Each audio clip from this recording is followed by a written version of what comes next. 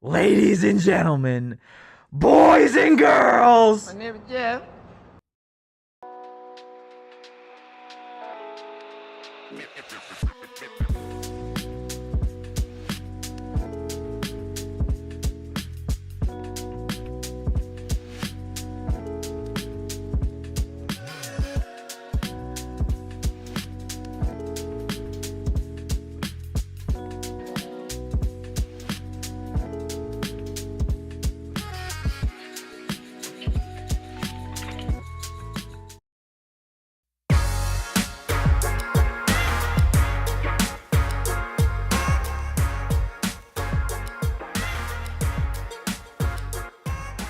Happy Friday and welcome into the PHNX Sun Devils show presented by Branded Bills. Make sure you head to brandedbills.com and use that code BBPHNX for 15% off your first order. That's right, you heard it. My name is Jeff, joined as always by Erik, Ruby. We've got the one, the only Deli Man behind the Mac, making all of the magic happen. Sharon, Shortbus, Deborah, a bunch of other supporters here. We appreciate everybody hopping in today. Hit that like button, hit the subscribe button, drop a 5-star review wherever you get your podcast. Also, the professor, welcome to the supporters club, joined as an MVP.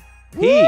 Love the to professor. See it. It's huge. You like the pronunciation? I like it The a lot. professor. I mean, that's huge. That's just massive news. It's huge. Yeah, so we don't got anything else to really talk about today, right?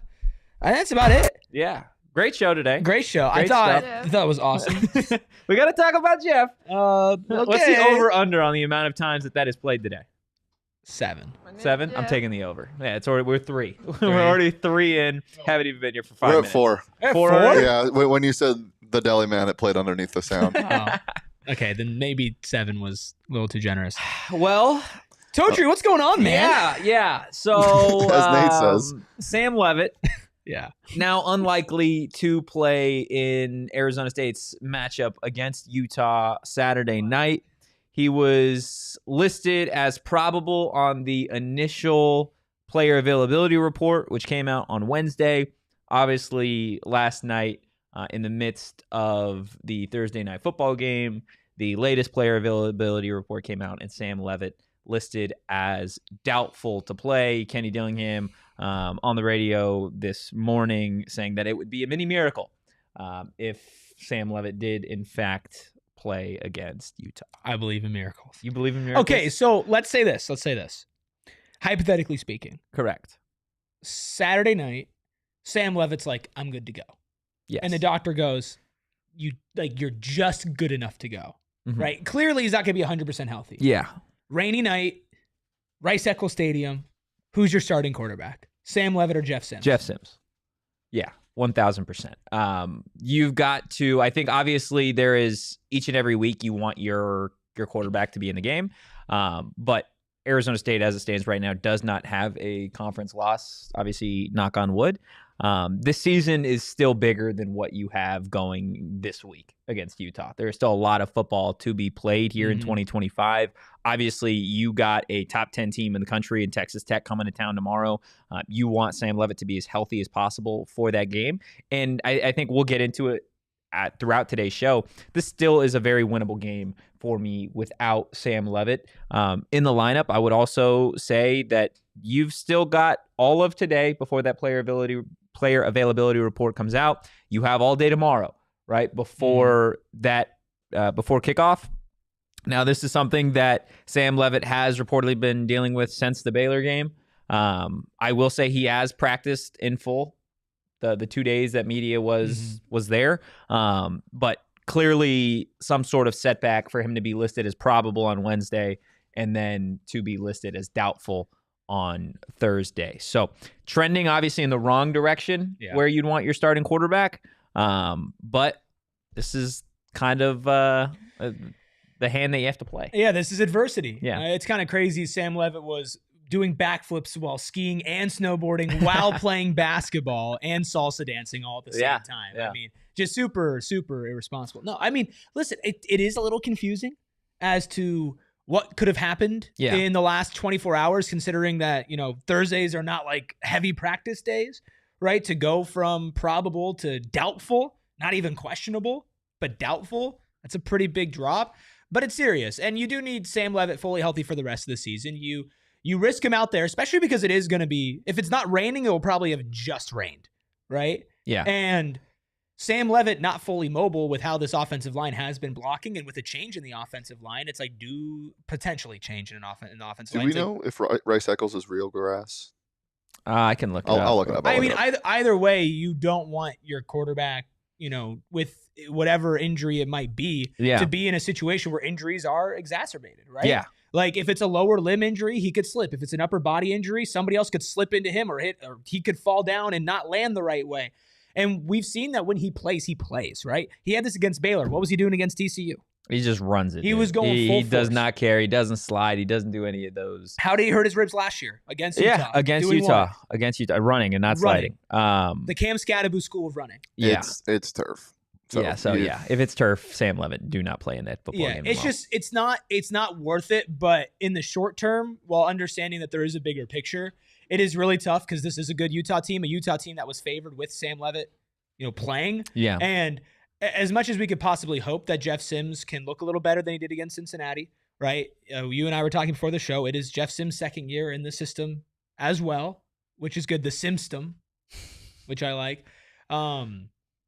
It's also a game where you probably weren't going to throw the ball a ton anyway. Yeah, 100%. You're going to need to throw it more against Texas Tech than you are against Utah. I think there was already going to be an emphasis on the ground game, on some unique things that Arizona State wants to do against this Utah defense on the road in this weather. I think you're still going to see that. Obviously, you lose out, I think, on what Sam does in the passing game. We just haven't seen that from Jeff at ASU, like a consistent ability to be able to, connect with passer or with his wide receivers, his tight ends, and do it on a consistent basis, right? That was kind of the issue against Cincinnati. It felt like it just, you weren't yourself. You weren't the Arizona State Sun Devils last year. They were playing with handcuffs on. Yeah. And I think part of that was also just like the play calling and the coaching as well, and whether that comes from a trust in Jeff Sims to do it or just feeling like you could have been conservative and beat Cincinnati, which realistically you could have if you had a kicker or a semblance of a kicker or half of a semblance of a kicker. Now you do. Now you do. This is I think a better team. I know a better team than the Cincinnati that Arizona State played last year without Sam Leavitt. Yeah, there are obviously a lot of folks that think the Sam Leavitt news is potential mind games. From Dilly, this is an issue. This is an injury. It's again, like Dilly wouldn't go on the radio and say that he needs a mini miracle. He wouldn't list him as doubtful, just for the sake of it. This is something that obviously Sam has been dealing with for some time now. And again, like something must have changed for him to go from probable to doubtful, in the span of 24 hours. Like it's interesting. It's fascinating. It's obviously on the wrong side of news that you would want to hear if you're an Arizona State fan. But this is why you have a veteran quarterback, right? A veteran backup quarterback in Jeff Sims. Say what you want about some of the turnover issues that he's had, at Nebraska or Georgia Tech. This is somebody that has played a lot of college football before. And on the same token of destiny that I was talking about on Wednesday, right, where ASU beats the number 16 team just consistently. I get it. Utah's not number 16, but at their highest point this year, they were number 16. Utah's only loss this year was to Texas Tech, specifically Texas Tech's backup quarterback, Will Hammond, who played the majority of that game. So this is now Utah's second go at trying to beat a backup quarterback on a ranked team. Also, Arizona State doesn't usually wear this jersey combination, but this is the jersey combination that they wore with the Jail Mary some time ago, and that was Burko as backup quarterback in those jerseys, throwing a game-winning touchdown. So a lot of interesting, like, just kind of parallels. What I'm hearing is Jeff Sims is a mix of Will Hammond and Mike Bercovici. Yes, he is Mike Hammond. My name is Jeff. I'm just Hammond around. Yeah. Wow. Sorry. That was really bad. That was bad. That was really bad, man. I do want to see, and I know people are talking about, what's your confidence level in Jeff Sims? I'd like to see them give Jeff Sims a little bit more freedom to play. Mm-hmm. I do feel like watching that Cincinnati game, and I haven't had a chance this morning because I got up at 3:45 to watch a Suns game. You got to. Yeah. Yes. So check that out. I already did a post-game show today, if you could believe it or not. I want to go back and I want to watch the film from that Cincinnati game. Yeah. Like the highs and the lows, because, well, Jeff Sims is clearly not. He's not as good as Sam Leavitt. If he was, he'd be starting. Yeah. Right.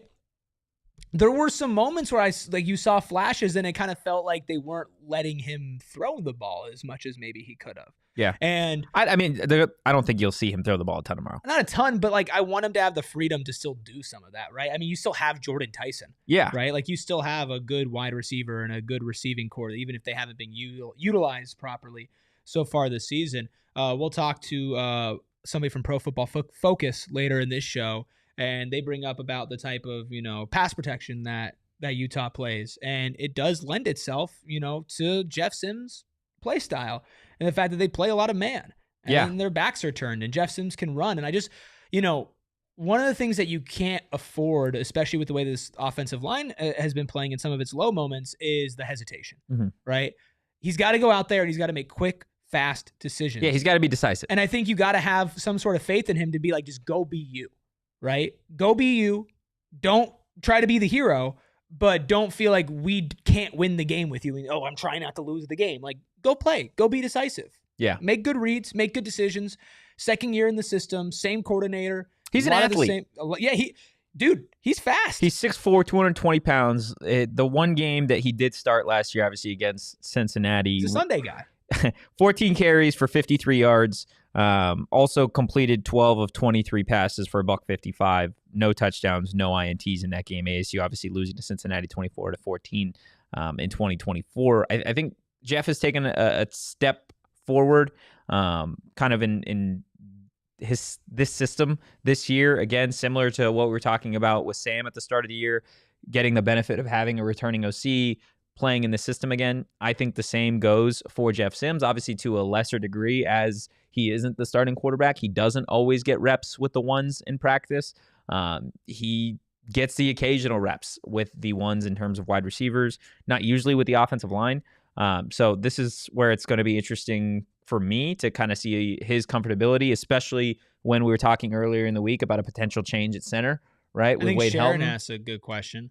Was Wade Helton practicing a lot this season as center with the twos? Yes. AKA with Jeff Sims. Yes. So there has certainly been a good relationship between those two on the field in terms of like practice, right? Because Wade has been the backup center.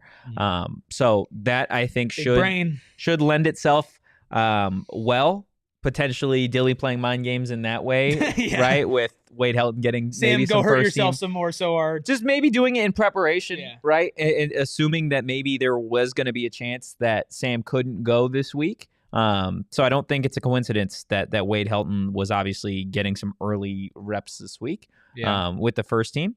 But, we'll see. Obviously, I think this team in Arizona State matches up pretty well against Utah. Yeah. I think this certainly would have been a win in my eyes if Sam Leavitt is out there. Not to say that it's not going to be a win tomorrow night, but it's certainly an uphill battle, being that you are on the road and in these conditions against a team in Utah that is also coming off a bye week, right? Yeah. So it's going to be a hell of a game. Utah obviously now a much bigger favorite than they were. I believe it's 8.5 now. Yeah.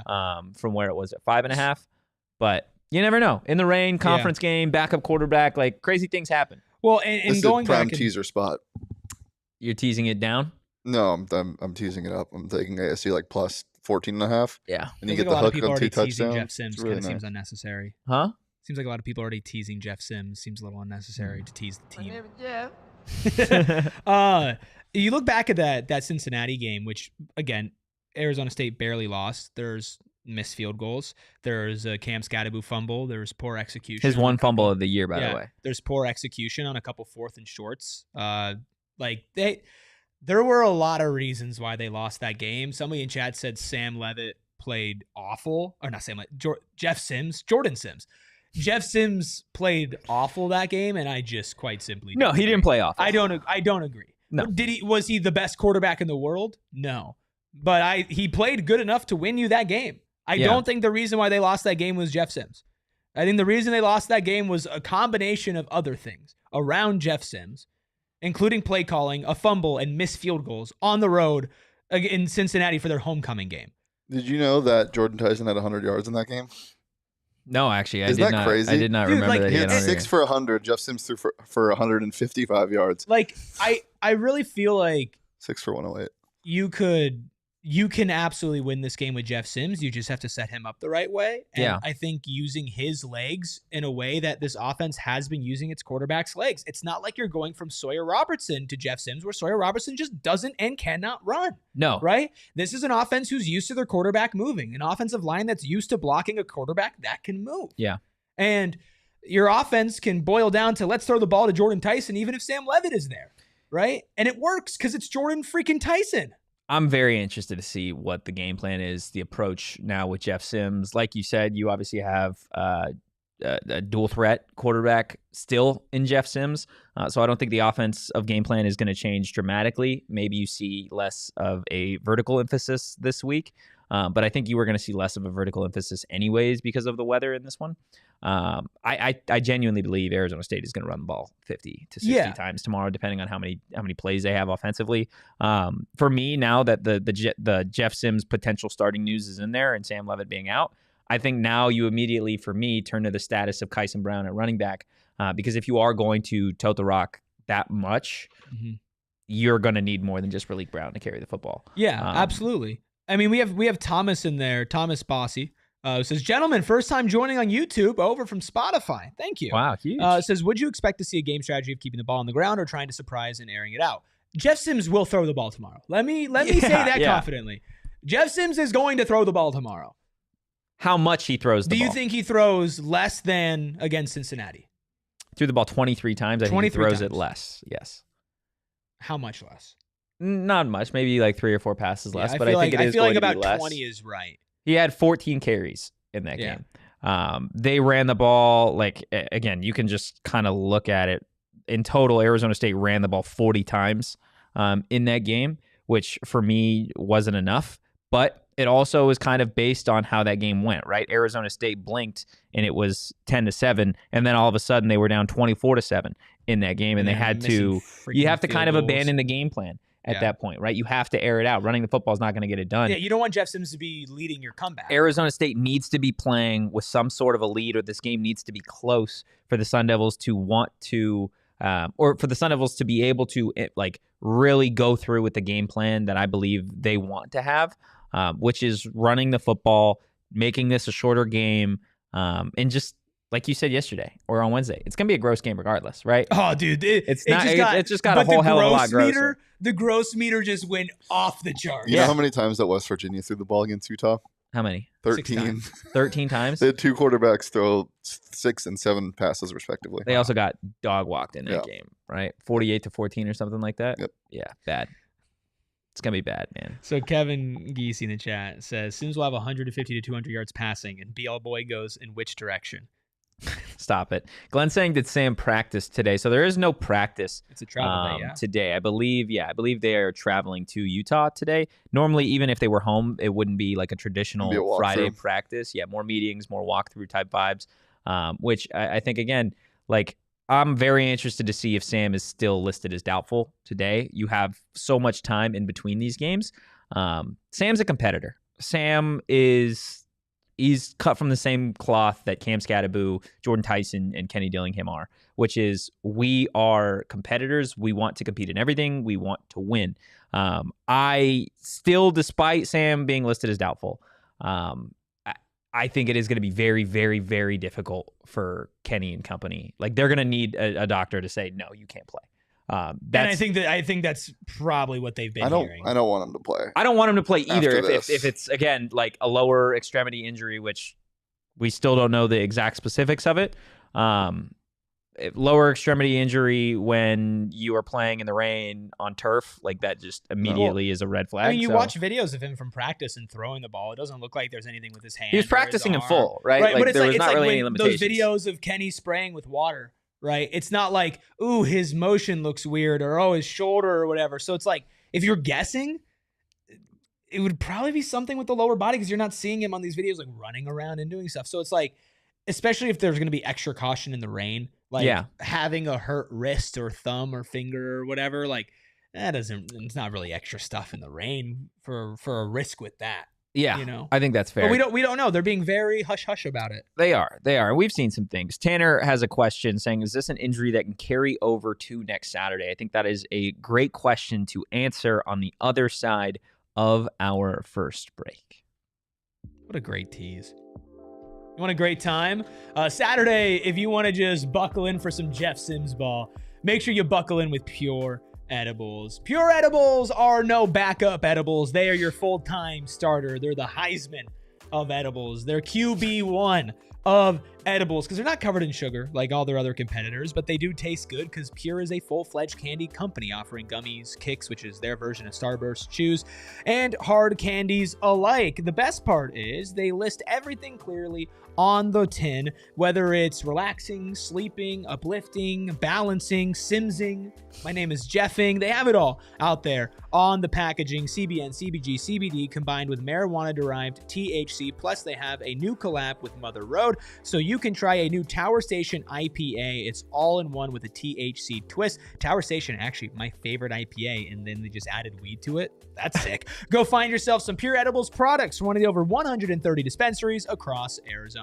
Look, Pure is trying to help you guys have fun. Circle K trying to help you guys save money every single day with their free membership program. That's right. I said completely free membership program. It's called Inner Circle. All you have to do to get enrolled and start saving, go download the app, enter your email and phone number. That's it. Next time you pull up to the pump, not only are you going to be an Inner Circle member, but you're going to save 25 cents per gallon on your first 5 fill-ups. If that's not enough, they have these amazing things called Inner Circle Fuel Days, where you guys can pull up to the pump and save 40, sometimes 50 cents per gallon. It really starts to add up. Talk about a phenomenal Friday or whatever day in the week you guys show up to Circle K. Again, if you're a part of Inner Circle, not only are you going to save on gas, but you're going to save on drinks, on snacks, on just about everything that Circle K has to offer. Make sure you join Inner Circle for free by downloading the Circle K app today. Terms and conditions apply at participating locations. Visit CircleK.com for details. Hey,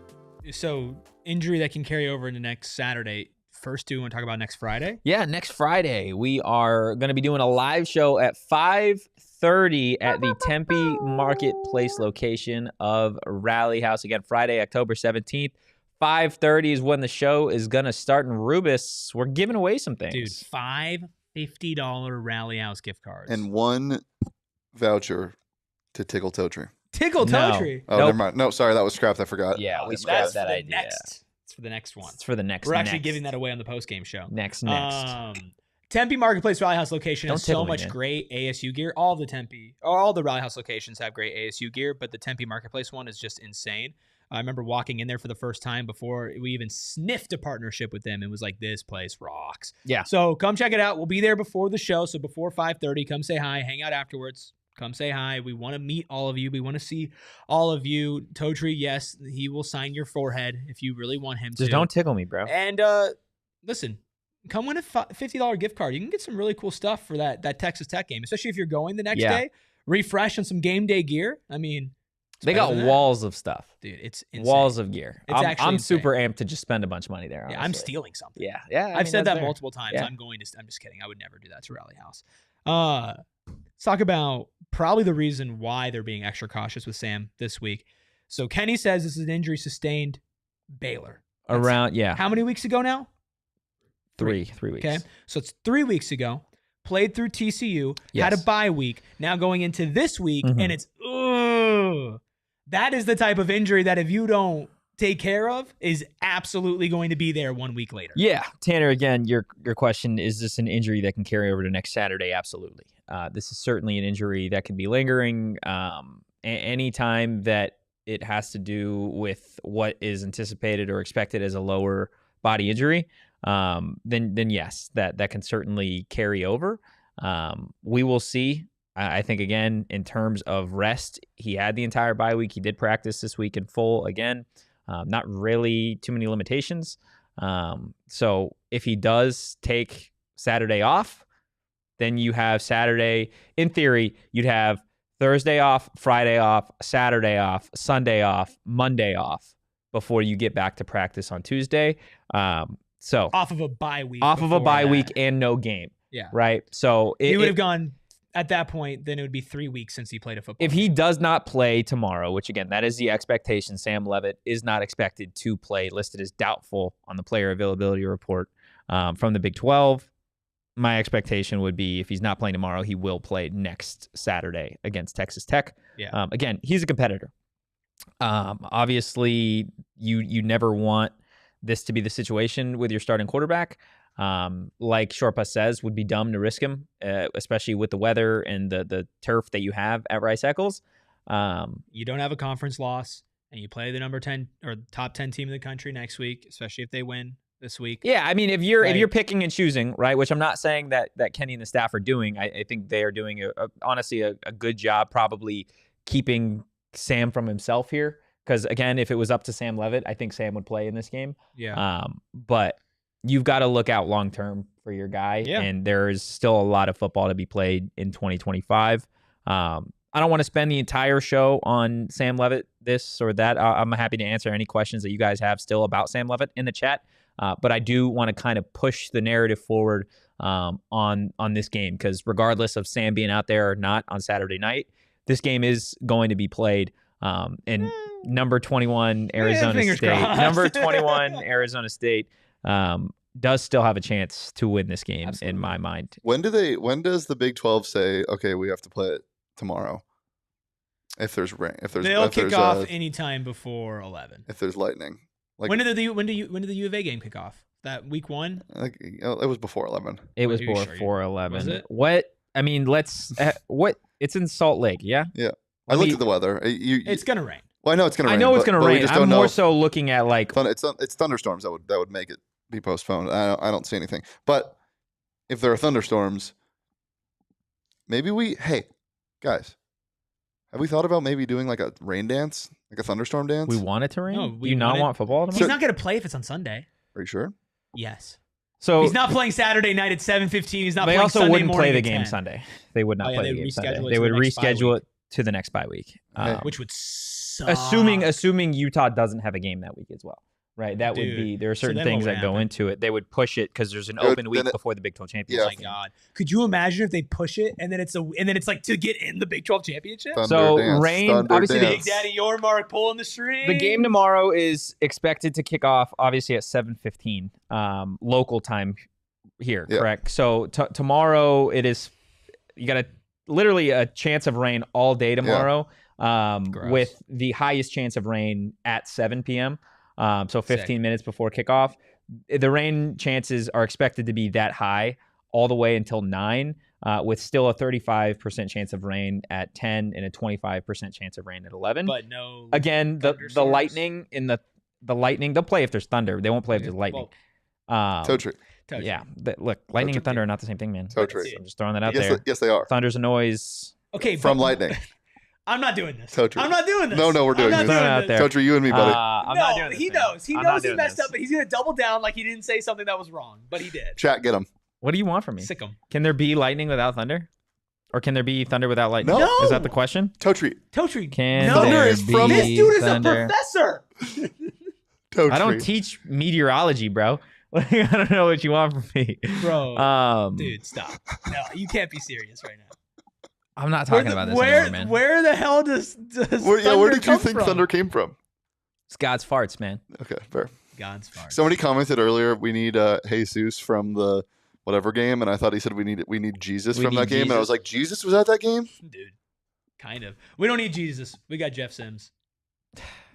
Sims us. My name is Jeff. There it is. Perfect. Hit the like button. Hit the subscribe button. Drop a 5-star review wherever you get your podcast. Guys, it's been a week, okay? It's going to continue to be a week. We can't do this leg thing at the same time. We can't do this leg thing at the same time. You're going to have to... Should I switch legs? You got to switch legs or you got to put it down. You got to do something. No, man. Don't touch me with the bottom of your nasty foot. Okay. Thank you. That's all I'm asking for. David says Jeff Sims is going to have his Cardell Jones moment. Let's go. I'm here for He's it. going to have his Mike Burkett. I'm here for Cardell Sims. Jeff spins. Jeff spins. Jeff spin zone. Okay. Jeff Jeff spin zone? Yeah. Okay, sure. Why not? Look, with Sam Leavitt being out or expected to be out in this game against Utah. If it keeps on raining during the game, Jeff swims. This is what we've got for our positional matchups between Arizona State and Utah. This is assuming that Jeff Sims is starting against Utah at quarterback. I do have now the edge for Utah with Devon Dampier over Jeff Sims. I still think Arizona State has the edge when it comes to the running backs and pass catchers. As it relates to the offensive line, Erik, it does go in favor of Utah, with the Utes having potentially 2 first-round picks up front. A lot of evens, though. In terms of the run defense, I have these teams as even. Arizona State leads the conference in sacks. That's why I've got them with the edge in terms of pass rush. DBs, I also am giving to Arizona State.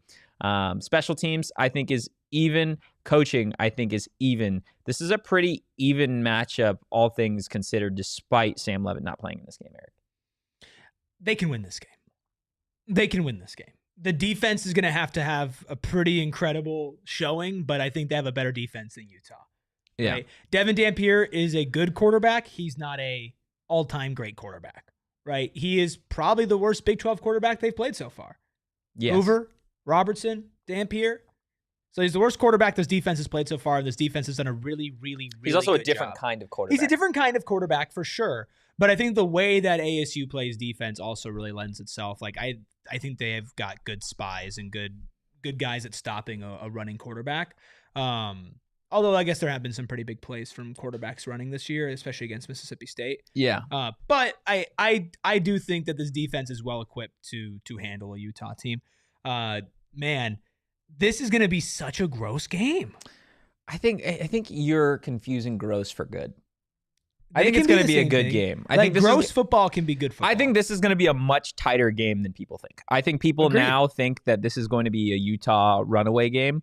Again, chance. Utah has not won a Big 12 game at Rice-Eccles since joining the conference. They're 0-5. They lost to a backup quarterback a few weeks ago in Will Hammond, right, who has far less experience playing in college football than Jeff Sims does.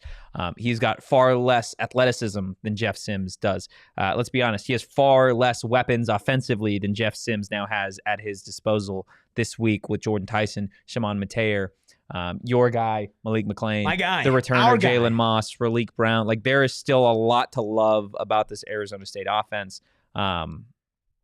I think, again, like, how's the Jalen Moss Jeff Sims chemistry coming along? Honestly, watch it be the second coming of Tom Brady. Have you seen them complete a pass and catch? Jalen Moss has been running with the twos all week. Here we go. So, here we go. This is Helton running with the twos throughout all the season so far. Totri was in the slot with the twos. Yeah, I was. That's his helmet. And then Dilly moved me to threes real quick. Yeah, it was tough. He sat you down in the office and said, "Scout team, buddy." Yeah, it's okay, man. Anything I can do to help those Devils, you know. They actually had me in with scout team quarterback because they said I am the same height as Devon Dampier, so I gave him like a good. I know. I always think he's a lot taller than he is. He's not. He's a lot shorter than he's listed like 5'10". as. He's shorter than Noah Fafita. He's shorter than 5'10". Yeah, he's shorter than 5'10". He's shorter. Yeah, he's shorter than Fafita. No for sure. way. He may not he be might be listed. Yeah, he's not what he's listed as. He's not 5'10". He's listed. We saw him walking around Big 12 Media Day. Yeah. That man is not 5'10". He's Damon's height, which is Damon's not 5'10". Wow, he's a short you just quarterback. didn't need to do that. Crazy. Which again, I think that's kind of tough. This defense. This is going to be, in terms of gross game, it's not going to be offensive fireworks. Sure, I think that's what you say. I think you're going to get more of like a lot of dominant defense, which again, it'll come down to who's got the better defense, and I'm going to lean with Arizona State. I also agree. We'll get to the predictions and all that fun stuff later. But if Arizona State is going to win this game, Erik, they are going to need some pretty big performances from some key guys. And that leads us to this week's Heat Index, starting in the backfield with Raleek Brown. Obviously, if you don't have your starting quarterback, you're going to lean on your starting running back, I imagine, a whole hell of a lot in this game. I think they were going to do it anyways. I don't think I'm ever going to be able to fill Keyshaun Elliott's name right. I got the 2 T's and the 2 L's this time, and I missed. Keyshaun? Yep. Keyshaun Elliott, baby. I think Raleek Brown needs to have a monster performance in this one. I think if he gets over the century mark, I think ASU wins this game. this game especially. Yeah. He's definitely going to be needed. Plus, if Jeff Sims does throw it, I imagine a lot of those throws are going to be just like little dump offs to Raleek or to somebody. And Raleek can take that. I will say, the way that Raleek runs the ball on wet turf concerns me a little bit. Not like because he can't do it, but let's just be careful here. I don't know if I want him to be like, hey, you're getting every single carry and every touch like we've talked about. I think spreading it out, especially when you're going to be running the ball a ton in this game, because the last thing that you can afford is an injury to any of those running backs, especially Raleek Brown. But he absolutely has all the talent in the world. Yes. Jake saying, isn't Raleek Brown doubtful also? No, Raleek is not doubtful for this game. I don't even believe he is on the injury report. That is Kyson Brown, the other ASU running back, is on the injury report. I believe he's still listed as questionable. I don't believe he is doubtful. Again, we'll get another player availability report this evening, which should give you a much better standing as to what the depth will be at running back for the Sun Devils. But it's obviously not just a big game from Raleek Brown that's needed, and really all of these ASU running backs, but defensively, you brought up in terms of spies, right? I mean, to have a 6'4" linebacker like Keyshaun Elliott could be a massive, massive piece to this game plan for ASU's defense. That's why he is also a member of this week's Heat Index. You'll notice all 3 players on this week's Heat Index have 3 fire emojis. When you are out your starting quarterback, you are going to need other superstars, other heroes. And Keyshaun Elliott is going to have to be one of those guys this week. I think he could be in for a monster game. Absolutely. I mean, he usually does have monster games. He does. He's just a monster. I think he also wants a little revenge against Utah. Yeah? Because he didn't get to finish that Utah game last year. Did he was the one that got... Did he get ejected in that game? Or did he get in the game? It was first half, so he missed the second half. Yeah, but I think he got the targeting the week before and missed the first half, didn't it? No, I thought he got... You could be right. I could be wrong. Because it was Keyshaun and Clayton both out in the second half. Yeah. I think you're right. There was 2 targeting calls. I think Keyshaun Elliott will lead the team in tackles tomorrow. I truly believe that. I think that this is probably going to be the game that we look at him and we say, damn, that Keyshaun Elliott single-handedly stopped a couple first downs. Yeah. Right? If Dampier beat him, he might have had 20, 30, 40, a touchdown, whatever it might be. So he's going to be really important. All the linebackers are going to be important. I think you probably could have picked anybody on defense and put 3 fire signs next to their name. Mm-hmm. So I think he's going to have a big game. Yeah, I think so too. Alan says, with Utah running a lot of, quote, man coverage, shouldn't Sims have a great day running the ball? We will, I promise. We're going to get to that here in just a couple of minutes. And you're not going to hear it from us. You're going to hear it from PFF analyst Max Chadwick a little bit later on in today's show. But before we get to that, our final member of this week's Heat Index is the certified security blanket, Chamon. Chamon Metayer. He was that guy for Sam Leavitt. He's been that guy for Sam Leavitt really since he arrived on campus, coming off some of his best games that he's had, not just as an Arizona State Sun Devil, but as a college football player at the Division I level. I think Chamon Metayer is going to need to be a security blanket for Jeff Sims, again, if Jeff is the guy this week. A quarterback's best friend is an open tight end, and Chamon Metayer could be that guy this week. Yeah, I also, the same way that I talk about Raleek Brown catching the ball, how it's going to be kind of more short dump offs, intermediary, and then go do some work afterwards. I think Chamon slots into that with Sims as well. He is, I believe, going to air it down the field a couple of times, specifically to Jordan Tyson. Jeffrey, yes, Jeffrey Sims. But I could see him and Chamon, and him and Chamon have the Florida connection, right? Like they always seem like they're pretty close with each other up on the sidelines. So I think that's going to be a fun connection to watch. But I think the Heat Index could have just been all Jeff Sims' legs. Yeah, just his shoes, his legs, 2 legs per shoulder pads, per picture. His helmet. Also, that helmet. You think he needs it? That helmet. I don't think he needs it. I think should we give it back? I think they've got one for him. I think they got. Are you wearing that for the whole watch along? I'm planning on wearing that helmet probably the entire watch along, depending on if he does good. Yeah. Or if he starts to be bad, then maybe I'll take it off, right? Because you don't want the bad juju out there. That helmet that we have back there is actually a Jeff Sims helmet. Yeah, he literally. So maybe it's a sign. We got it at the start of the year. We didn't know if we were ever going to have to call on it, but here we are. We may have to call on the Jeff Sims helmet. Again, a quick recap of our Heat Index this week: Raleek Brown, Keyshaun Elliott, and then of course Chamon Metayer. We're gonna get to PFF analyst and host Max Chadwick here in just a little bit. He's going to break down that matchup for you guys between Arizona State and Utah in depth as well. We've got our score predictions. We're going to talk about Arizona State's pride and joy, Cam Scadaboo, as well a little bit later on in the show. Before we do that, though, we are going to hit one more break. Look, I know a bunch of you are going to go out to the PHNX Sun Devils live show over at Tempe Marketplace again next Friday, 5:30 at the Rally House location at Tempe Marketplace. But doesn't mean you can't go sooner to just go check out everything that they have. It is literally walls upon walls of different Valley sports gear. Go check it out. There are things that you may have never seen. I guarantee things that you have probably never seen as it relates to the Arizona State Sun Devils. And of course, the Devils are back at home next week, Mountain America Stadium. I mean, what better time with the top 10 team in the nation coming to town than for you to show up to the stadium, to the tailgate with some brand spanking new Arizona State Sun Devil merch. Make sure you find your local Rally House location and you shop their entire product assortment online at rallyhouse.com today.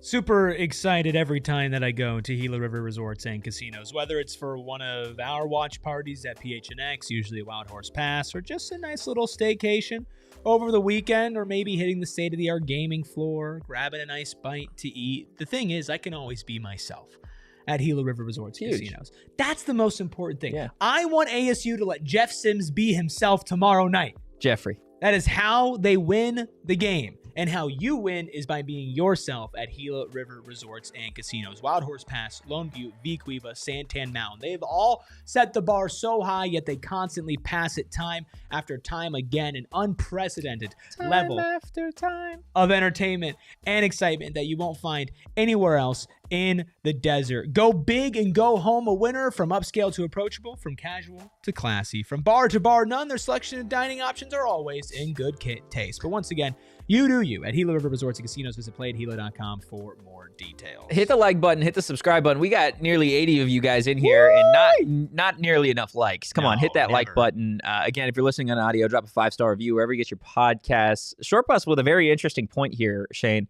If Jeff wins the game, we need a Sims emoji. Sims emoji. Oh my God. Should we make Jeff Sims a sim? Yes. I think that would be fun. I think that would be that a might lot just of fun. that I don't know if that's an emoji. That's just a graphic that I'll make. Might just be a graphic. When the Sun Devils are up Wait. 21-3 at halftime.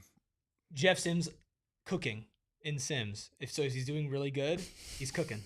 Mm-hmm. Jeff Sims cooking. Okay. You don't get this stuff anywhere else. No, you don't. Really don't. You absolutely do not. There is not another podcast out there that has the stupid conversations that we do on the daily. You know, you get some of the best insight in the world. You some do. Inside information.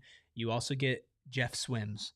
And these are all things that you get on PHNX Sun Devils. Yes. Getting to some of that phenomenal insight on that game between Arizona State and Utah. Saturday evening, we did catch up with PFF host and analyst Max Chadwick earlier today. Really, really amped for all of you guys to get to listen to that conversation. He does break down a lot more of the specifics, not just for this game, but Erik, also just kind of from what we've seen on a larger standpoint from Arizona State here in 2025. Yeah, super excited. I'm really excited to show you guys this conversation and enjoy. Where does Arizona State stand from a national perspective? We're talking to Max Chadwick of Pro Football Focus. We appreciate you joining us today. First things first, your overarching thoughts on the number 21 team in the nation going into Saturday's matchup against Utah.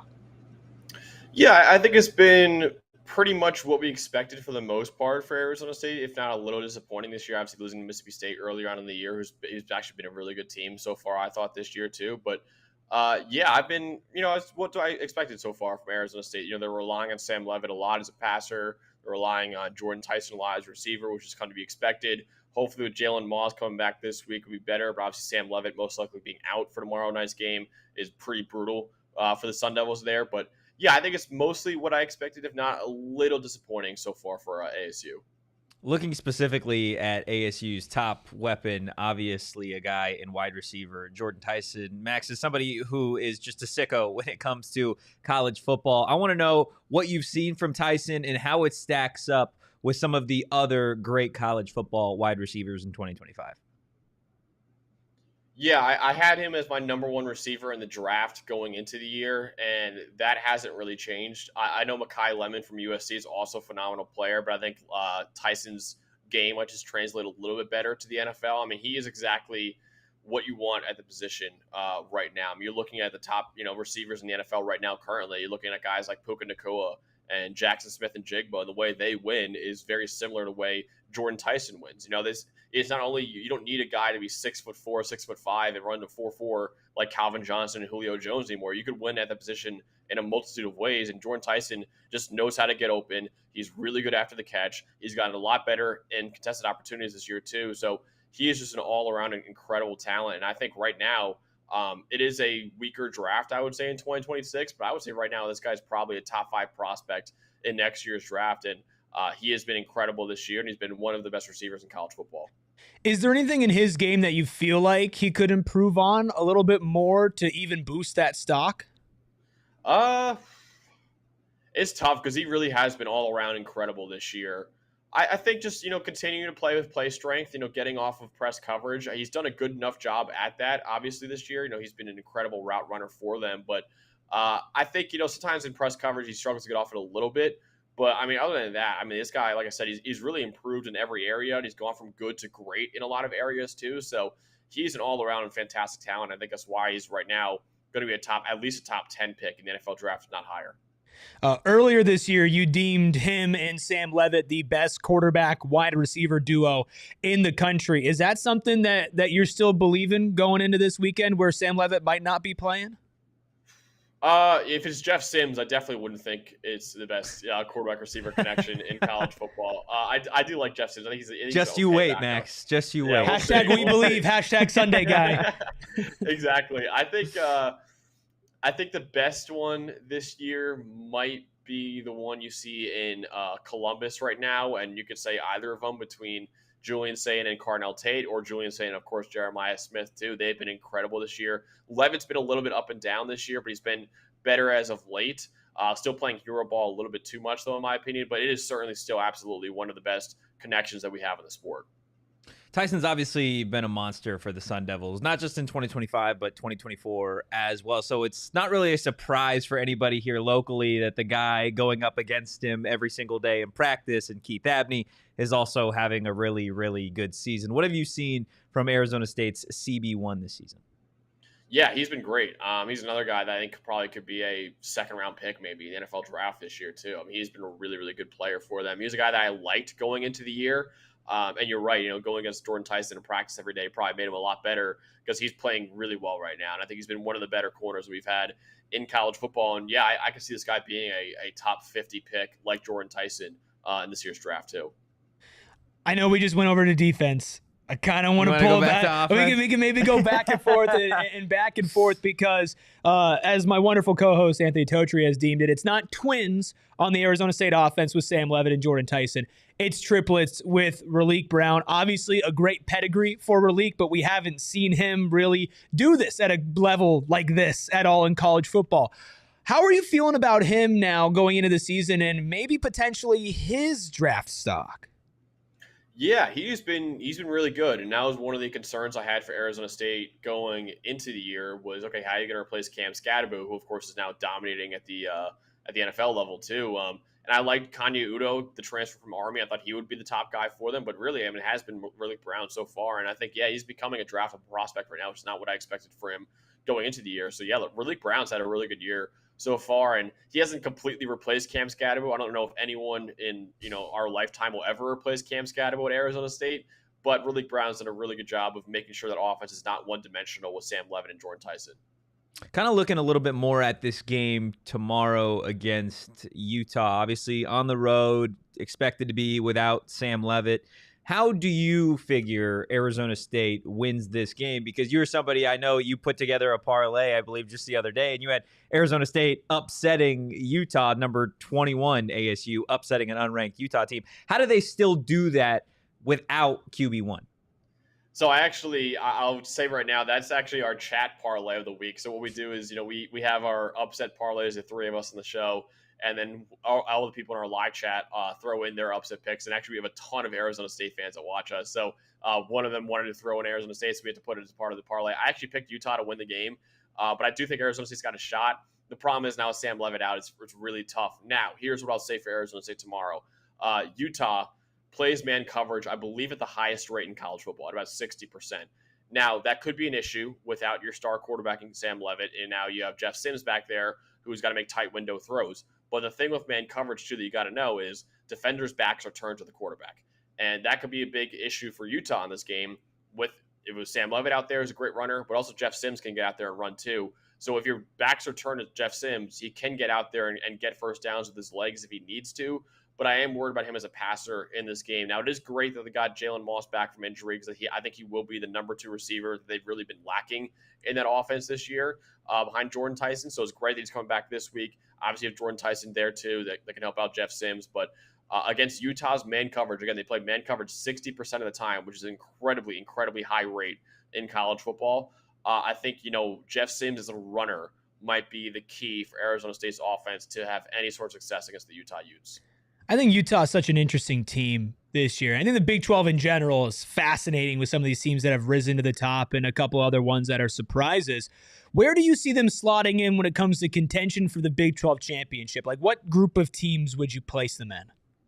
I would say the clear favorite right now is Texas Tech, and then I would put Arizona State and Utah as the next tier after that. I think it's wide open after Texas Tech right now. I think there's a bunch of teams that you can still throw into that mix. I think Iowa State, even though they coming off a loss to Cincinnati, I still think Iowa State's in the mix. Cincinnati's obviously in the mix too after that big win over Iowa State too.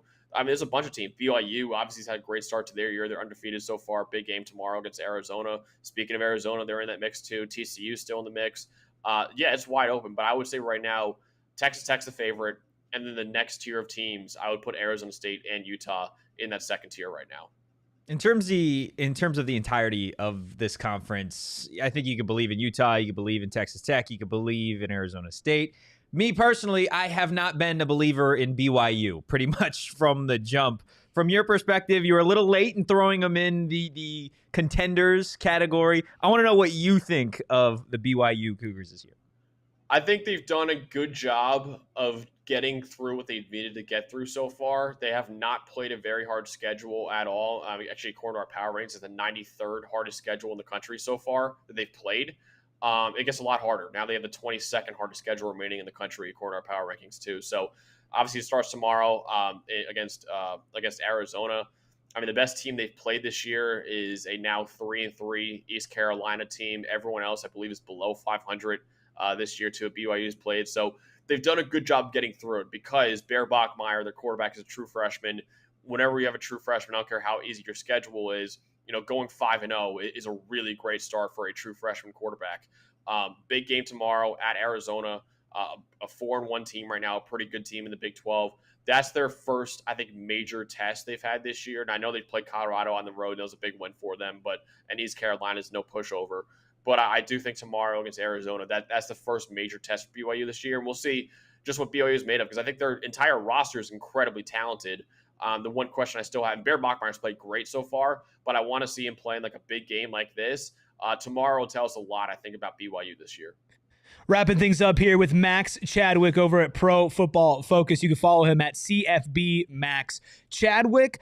I want a hot take. I want something from you that maybe is only safe to put at the end of this interview. Maybe it could be about Arizona State. Maybe it could be about the Big 12. Or if you got something really spicy in another conference that maybe people are giving you crap for, I like to know kind of the outside of the box thinking from some of the people that cover college football nationally. Yeah, so a thing that I've been starting last few weeks, and it's gained a little bit of traction recently in terms of betting odds, and I know other analysts have been starting to put this guy up there too. I think if the Heisman Trophy is really for the most outstanding player in college football, there's nobody else to give it to other than Ruben Bain Jr. right now, the edge rusher at Miami. That guy is the best player in the country, full stop. He has been unbelievably dominant for Miami this year. And, with the Heisman Trophy, usually it has to be a star player for a team that is at the top of the rankings. Check and check right there. I mean, Ruben Bain Jr. is the best player in Miami, better than Carson Beck, who's been great this year too.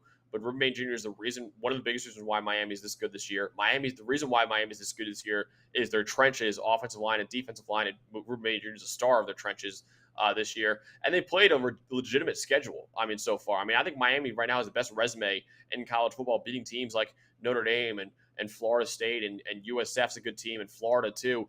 They've beaten those teams, and Ruben Bain Jr.'s lowest PFF grade he's had in a game this year was 89.9.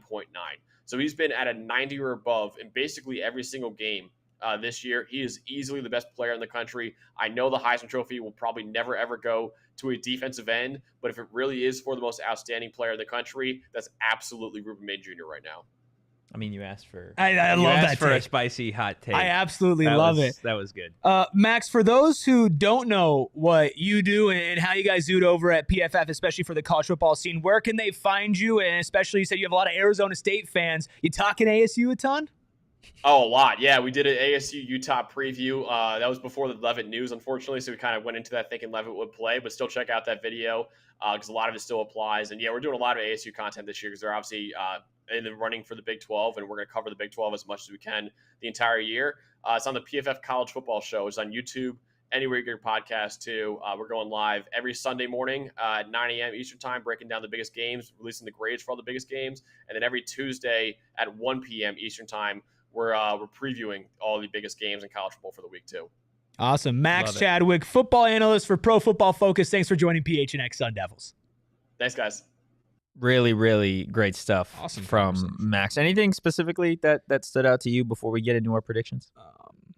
I don't know if a defensive end is going to win the Heisman. Yeah. It brings up a fair point, a fair argument. It's just more so, again, like the voters are never going to. I think the man coverage stuff with Utah, for sure. Like playing it basically more than anybody in the country, and how that could play right into. Obviously we talked about it as a benefit with Sam Leavitt, and like we mentioned before, Jeff Sims can run too. Jeff Sims is absolutely an athlete. He's going to be hard to tackle. And if you can just use him and make him a positive offensive weapon with all the other offensive weapons that you have, out of all the games that Sims could play, at least the important games, this one might be the most conducive to him being able to play into his strengths. Yeah, I would agree. I think it's going to be very, very interesting to see what Dilly and company scheme up for a Utah defense that does play more man coverage than just about anybody in the country. Again, Max does some phenomenal stuff really good with stuff. PFF. Cody says, can we get to OT? Because hearing this, I want to cuss. Cody, he just learned about Sam Leavitt. Cody, you're allowed to cuss. Yeah, you're allowed to cuss. The Gluck man can cuss. Senor Gluck can cuss all he wants. Hit the like button. Hit the subscribe button. Drop a 5-star review. And if you are a part of the supporters club, let's throw up the Dilly emoji or the forks up. I need all the good vibes from the supporters in the supporters club, the MVPs, all the winners in today's chat, because we are going to do what you'd like us to do, Mr. Gluck. We are going to hit overtime. Of course, the party always continues at gophnx.com. Rubus, in overtime, I feel like this is the fitting spot to deliver our score predictions for the Saturday night bout between Arizona State and Utah. Dude, I just hope nobody else picked 97-90. Yeah, like I mean, real shootout vibes. Real old Western, old-fashioned shootout.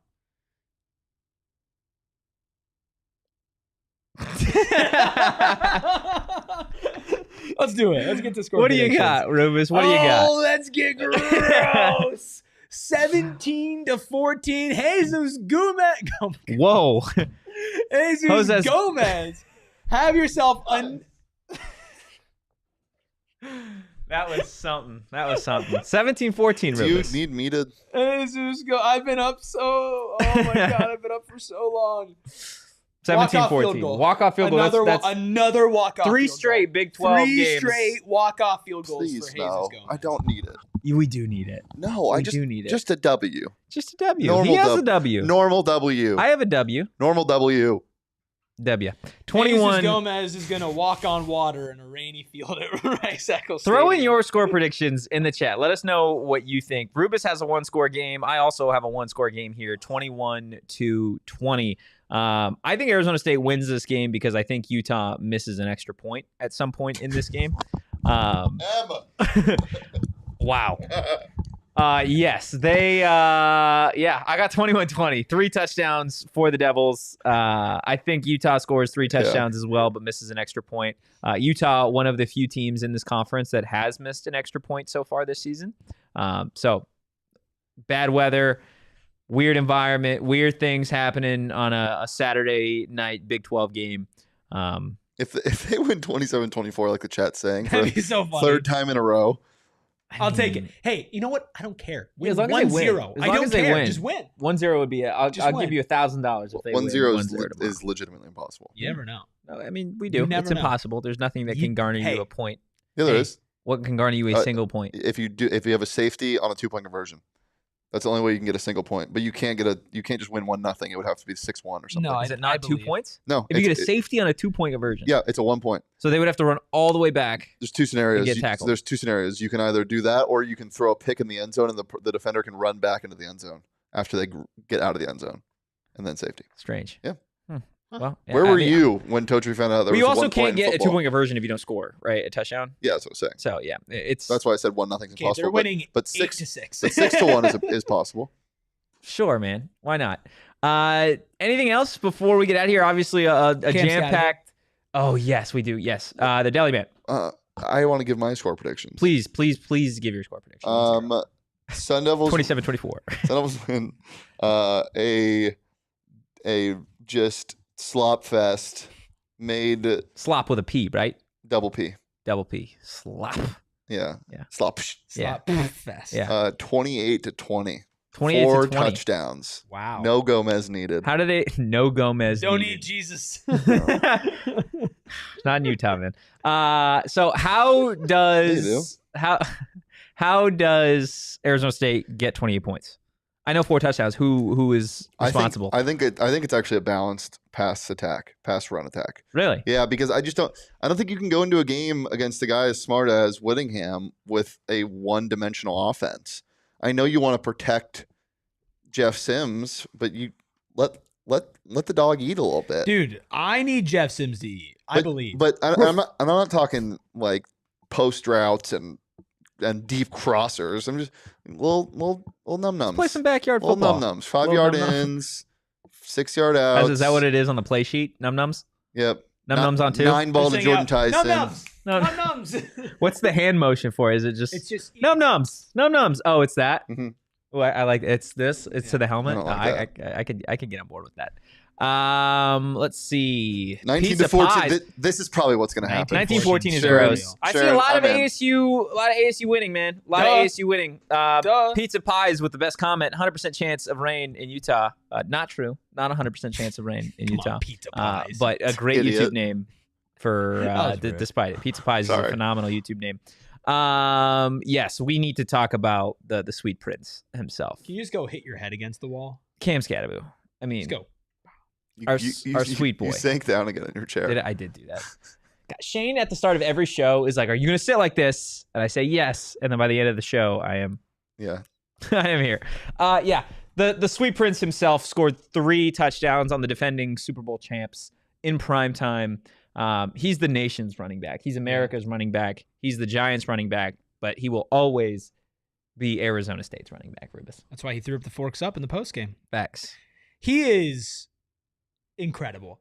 I think you called the shot perfectly in our Big 12 championship postgame stream. You said Cam Scadaboo will be a top 10 running back in the NFL. I did say that. Cam Scadaboo is a top 5 running back in the NFL. Do you think so? Do you think he's a top 5 running back in the NFL right now? Bijan. I'm still Saquon. You said top what? Jonathan 5. Taylor. No, he's not a top 5 running back in the NFL. He's not a top 5 running back in the NFL. He's a top 10 running back in the NFL right now. He's probably He's the 10. best running He's back. 10. He's 10 right now. Best running I would back say of he's all time. probably 10. Best running back of all time. Can you name 10 running backs better than Cam Scadaboo in the NFL right now? In terms of production? Probably. Okay, find me 10 more. Okay. Let me I see. just don't, like, I get it. Jonathan Taylor, Are Bijan. we counting injuries? Because like Bucky Irving, I would put above him. Sure. In terms of production this season, have there been 10 running backs as productive as Cam Skattebo? Let's see. The answer to that question is no. It's just not. Okay. Banshidi says PFF had him at number 3 before Thursday. He's a wrecking ball, dude. He is. People were saying that it wasn't going to translate. Kevin said that he was a fullback. It's okay. Next time, just raise your hand. Say I don't know ball. Say I don't know ball. Actually, that's going to get clipped. I'm not doing that. Just say it. Just say it next time. Jonathan Taylor. Yes. James Cook. Sure. Yeah, sure. James Cook has been the second best running back in the NFL. Sure. I'm going to say sure. Derrick Henry. Yes, but dude, I think by the end of the year, there could be a serious question about it. Bijan. Ravens are 1 of 4. Bijan, yes. Saquon. Yep. Jahmyr Gibbs. Yep. That's how many? Probably David Montgomery. Oh, I'm not counting. I'm not putting David Montgomery above Cam Skattebo. Okay. ETN. I'll put ETN this year. J.K. Dobbins. I'm taking Cam Skattebo. Kyron Williams. I'm taking Kyron Williams. Breece Hall. I'm taking Cam Skattebo. Yeah, I think I might be taking Cam Skattebo there too. And then honestly, a guy that I'm putting just above him, I would say Quinshon Judkins. Okay, that's still less than 10. And Bucky Irving. I think that's 10. But I wasn't 10, so counting. top 10. Sure. How many weeks into the season? He's our baby boy. He's our sweet. He is so damn good. And like not just on the field, but like just the vibe around Giants fans. I mean, dude, they lost Malik Neighbors last week, and Giants fans are 2 weeks ago, or 2 weeks. Giants fans are on top of the world. Yeah, I mean they've got. I was saying it earlier. It's like you walked into a fraternity house and you gave the keys to the New York Giant franchise to one guy who is got like 4 girls around his arms, and then the dude who's banging his head against a brick wall in the corner, like just slamming beers. Also. You're like, okay, you're coming to the New York Giants, and it's been successful, like through the last 2-3 weeks, right? Obviously, a rough loss the last week to the Saints, and that was Cam Skattebo's fault. And he said, you know what? I'll be better. He said, I'll be better. Giants fans shows up primetime Thursday night football against the defending champions, and goes, here, Saquon, hold my beer. Literally, I just smashed it against my head. Can you hold it for me for a second? I think Kyle Brandt, I think that's his name, right? The dude on NFL Network said it best. In this household, we root for Cam Skattebo. Absolutely. I don't care who you're a fan of. I'm a Los Angeles Chargers fan, and I couldn't even root against Cam Skattebo when the Giants put belt to ass against us a couple weeks ago. Could you imagine if he was on the Cardinals? He should have been. He should have been on the Cardinals. I tweeted it. 32 teams, including the New York Giants, passed on Cam Skattebo multiple times in the NFL draft. Why? Because he didn't run as fast, or he wasn't as big, or he's maybe a little bit older. Like, just all you needed to do was talk to him and watch the tape. Dude. That's all you needed to do, and that in and of itself would have told you that he is worthy of a first-round pick in the NFL. He was easily the best running back in this draft. Dude, some people saw a guy who played so physical and couldn't get tackled, and also played really quick and fast and could catch, throw, punt, run, kick. My one argument, and they're like, he can't play in the NFL. My one argument to everyone saying that he was too small, too slow, whatever, was contact balance, and it has remained like that. You can't tackle him. Well, that stuff just doesn't go away. Like, sure, like the guys are bigger, and he can't get away with just lowering his shoulder and beating anybody, but his contact balance doesn't leave. He is Maurice Jones-Drew. That's who my NFL comp would be. Maurice Jones-Drew obviously played a long time, very, very successful career with Jacksonville, being somebody that could do it as a running back, catching the ball as well. I think that's a much better comp than some of the other comps out there. Maybe I'm slightly biased there because I gave it, but like he is so fun to watch, and like there is not. If you don't have fun watching Cam Skattebo play football, then you just don't love the sport. You just don't have fun. You don't have fun. Redraft right now. Where does Cam Skattebo go? In the NFL draft? Yeah. If we redrafted the 2025 NFL draft. He's a first round pick. He's a first round pick. Honest to God. That's kind of what I'm asking. Honest to God. Based off of production, there haven't been 32 better rookies. Well, I think he's the second best running back in this class as it's projecting right now. I have bias on Judkins because I was really high on him, but like I think he's so good. I think it's still turning into be like we said it was going to be a great running back class. Yeah. Genty just came off of a 3-touchdown game. Yeah, Genty looks a lot. The Raiders the offense. The Raiders offense stinks, like objectively. Yeah. The only thing about him is I think the size thing is actually an issue for Genty. Like he's actually might be a little too small. Yeah, he is 100% a little bit too small. You see that a lot in pass pro. too with him. I think Omarion Hampton, obviously, but before the ankle injury, he was great. having a really, really solid start to the season. Trevion Henderson must have said something horrible to Mike Grable because he just doesn't play. Yeah, he just does not play. Quinshon Judkins has been awesome for the Browns, but their offense kind of sucks too. I think there's a real world where we're talking about if you redraft this draft, which I'm sure there's a bunch of people that will do this in like a couple weeks. We should do it now. I think there's probably 4 running backs that sneak into the first round. Just based off of how they and Cam performed. Is the second off the board. If you're redrafting today, I don't think you draft 4 running backs in the first round. I think probably 2 go, and it's probably it's just the upside with Genty. You just don't know. I don't know. I think if you're drafting based off what you've seen this season, Genty is not a first round running back. No. I think Cam Scatterbo does go somewhere, probably near like the end of the first round. If you're redrafting today. I don't know. Running backs are running backs. It's just hard. No, I get it, but like he's been really Yeah, he's been phenomenal. You cannot really point to a team and tell me that they wouldn't get better. The locker room wouldn't get better without Cam Scatterbo. On field, locker room, jersey sales, like promotion. Like I know it's like you're not drafting for that stuff, but like, dude, he's probably the number 1 most talked about thing in football right now. Yeah, is Cam Scatterbo. Yeah, am I wrong? Like this guy is literally a national star. It's also lucky that the New York Football Giants, even though they're horrible. Yeah, I mean, again, objectively, like. Well, imagine you got drafted to a better situation. It's fun to root for that team. That team plays. That team's always been really fun. It's fun to watch. And that pass rush is disgusting. The offensive line looked really good last night. And they get Malik Neighbors back next year. Like they did a really. I mean, you could see that Brian Dable has his guys. You could tell when Russ got in there for 2 plays, and oh my god, that was such a great. It was booing and everything, and he was barking at the doctor. Hey, like. Let's go. I need to know if he's good to go. And Scat even going in the blue. Somebody said Cam Scatterbo's going in there to coach him about how to pass the concussion test. It's just awesome stuff. Awesome stuff. Again, we've talked to Scat a number of times. Go back through the PHNX Sports YouTube channel if you haven't seen some of those interviews, some of those discussions. It is really, really awesome stuff. And he will always be an Arizona State Sun Devil, and that's huge. Nobody else could take that. I love him. I'd die for him. Yeah. PHNX would die for him. I miss him. Hey, GB Harrison just became an MVP. Let's go. Welcome. Massive news. Welcome, GB. Absolutely You've just unlocked several new emojis. Super emojis. That you can utilize. I feel like it's only fitting that we get out of here on a dance party. Yeah, I will say this. I will say the last thing on the draft. Kansas City, number 32. Yes, they could utilize. That's Cam Scatterbo. They could use if the redraft happens today, Kansas City is drafting Cam Scatterbo. My name is Jeff. We've got a pregame show, a watch-along, a postgame show for you guys on Saturday. So it is going to be a jam-packed day full of PHNX Sun Devils content. But again,